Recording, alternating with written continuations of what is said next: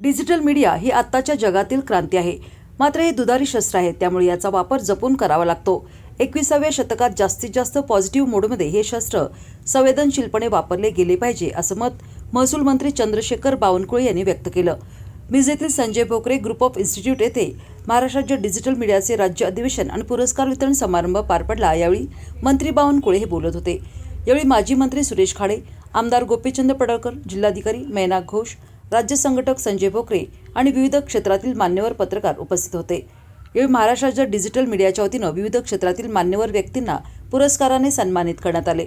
यामध्ये कोल्हापूर परिक्षेत्राचे विशेष पोलीस निरीक्षक सुनील फुलारी, पोलीस अधीक्षक संदीप घुगे, सिंधुदुर्गच्या जिल्हाधिकारी तृप्ती दोडमिसे, एबीपी माझाच्या कार्यकारी संपादिका सरिता कौशिक, भाजपचे प्रवक्ते आणि मुंबई महानगरपालिकेचे नगरसेवक नवनाथ बन, यशस्वी उद्योजक कोटी भास्कर, सोलापूरचे पत्रकार मनीष केत यांना पुरस्कारानं सन्मानित करण्यात आले. यावेळी पत्रकारांच्या अडीअडचणी सोडवण्यास प्राधान्य असल्याची ग्वाही बावनकुळे यांनी दिली.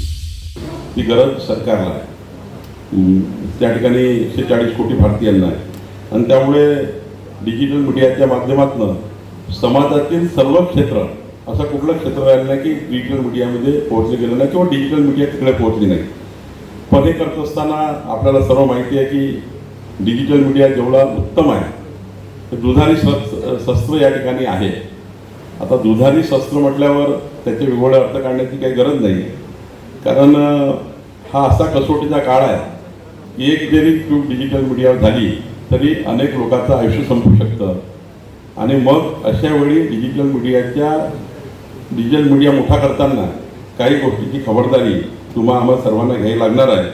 आणि म्हणून माझी एवढीच विनंती आहे की 21व्या शतकामध्ये 2047चा विकसित भारत करत असताना जास्तीत जास्त पॉझिटिव्ह मोडमध्ये डिजिटल मीडियाचा वापर केला गेला पाहिजे. कसोटीच्या काळामध्ये आपण हे शस्त्र अतिशय जपून वापरलं गेलं पाहिजे आणि संवेदनशीलतेने वापरलं पाहिजे. जरी मला माहिती आहे की आपल्याला अभिव्यक्ती स्वातंत्र्याचा पूर्ण अधिकार आहे, आम्ही सर्व सन्मान करतो मीडियाचा. आम्ही लहानपणापासून मी मोठा झालो आहे, तर माझ्या जीवनामध्ये सर्वात जास्त सन्मान मी पत्रकारिता केला आहे. सत्यता याची साक्षी आहे. जेवढा सन्मान आपण मीडियाचा करू, जेवढा सन्मानाने मीडियाकडे बघू, जेवढ्या सन्मानाने मीडियातून काही घेऊ, सन्मानानेच मीडियातून काही घ्यावं लागतं, सन्मान करून, तर माणसाला मोठं होता येतं. हे मीडियाने आम्हाला शिकवलेलं आहे. पण हे करत असताना मात्र या ठिकाणी थोडा समतोल, थोडं संतुलन, संवेदनशीलता, माणुसकी, कुटुंब, समाज या साऱ्या गोष्टी या ठिकाणी आडव्या येतात.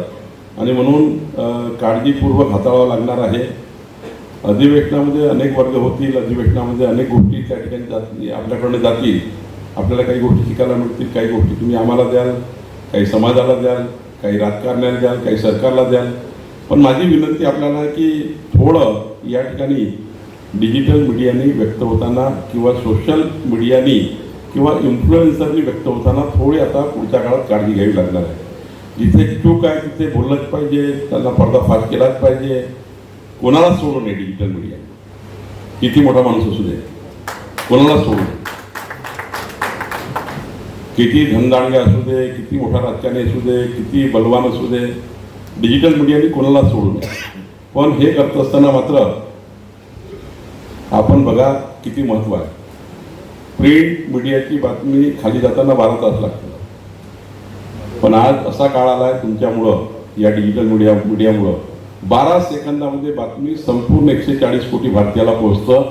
इतकं महत्त्व आज या ठिकाणी डिजिटल मीडियाला आलं आहे. त्यामुळं हे डिजिटल मीडियाचे युग आहे. यामध्ये अशोकराव वानखेडे जे आहेत, खरं तर याला खरी क्रांती 2014 नंतर प्रधानमंत्री मोदीच्या सरकारच्या नेतृत्वामध्ये आली. त्याला अनेक गोष्टीची मग त्याला जोड मिळाली आणि केंद्र सरकारने 2014 नंतर डिजिटल मीडियाला वेगवेगळ्या पद्धतीने प्रमोट करणे, डिजिटल मीडियाच्या माध्यमातून समाजाच्या शेवटच्या व्यक्तीपर्यंत पोहोचवण्याकरता केंद्र सरकारच्या असतील, राज्य सरकारच्या असतील, त्या योजना शेवटपर्यंत नेण्याकरता डिजिटल मीडियाचा उपयोग करणे.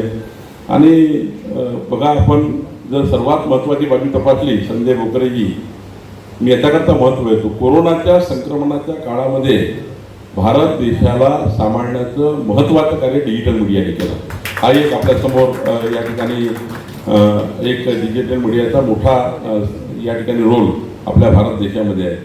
आणि म्हणून मी एवढंच सांगेन, ज्यांच्या हस्ते आज हा पुरस्कार सोहळा वितरण पार पडणार आहे असे बावनकुळे साहेब तुमचं मी स्वागत करतो. त्याचबरोबर जिल्हाधिकारी मैना घोष साहेब, तसंच तृप्ती दोडमिसे मॅडम, आपले मंचावर उपस्थित असलेले सुरेश भाऊ खाडे साहेब, तसंच गोपीचंद फडळकरजी, तसंच आपल्या डिजिटल मीडिया संघटनेचे राज्य संघटक संजयजी भोकरे, आपल्या ऑल इंडिया जर्नलिस्ट असोसिएशनचे राष्ट्रीय अध्यक्ष अशोक वानखेडेजी, त्यासोबत सर्व उपस्थित मान्यवरांचं मी स्वागत करतो आणि तुम्ही उपस्थित सर्व पत्रकारांचंही स्वागत करतो. आणि विशालजी आपण पुढचा कार्यक्रम घेऊ लगेच. सर्वांचं स्वागत. धन्यवाद. पुन्हा एकदा सर्वांचं स्वागत. जय हिंद, जय महाराष्ट्र. मी